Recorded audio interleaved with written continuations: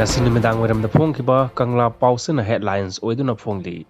electoral bonus scheme gi matangda SBI na court ki order ngakna chatre BJP ga loutunarabra haiba gi singnaba leire Congress na hai mapungba paw Manipur Circle News ki maikai dagi pawdamjari Supreme Court na electoral bonus scheme gi matangda ta khiba direction amadi Englishingani kunmari gi February 15 da pigiba decision amagi matung inna electoral bonus scheme ase Constitution na yadabani haina lauthokraba matungda SBI na Supreme Court ki wafam asibu ngakna chatabaga loinana matam launaba honariba asi BJP ga loutunarabra haibagi singnaba leire haina MPCC gi senior spokesperson oiriba N Bhupendra na phongdokre ngasi Congress baban da pangthokpa pawgi mifam amada mahakna hai Supreme Court na hojik phawbagi oina electoral bonus scheme asi kaya laikhibagi political parties singna tawrakhiba contribution na kaya no haiba hangki adubu ngarang SBI gi maikai dagi sahi asigi jun kunthra phawba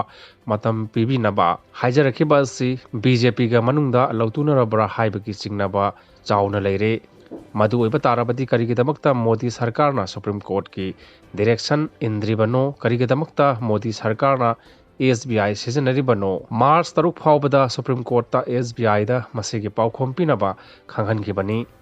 Bharat ki praja Manipur praja punamagna khangba pami madudi kana karamba corporation na BJP da crore chama crore changa crore lising pi ki haibadu khangba pami hairiba details singa do haidokpiyu masida haidoktana losillaga thamliba asigi concept asina karino masi praja singna khangba pami masigi detail asi praja singda khanghanba mathau tai losin biganu haiki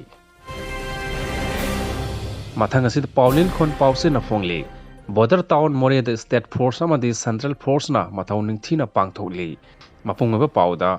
border town more the hojik state security force yauna central force na mathau ningthina pangthokpaga loinana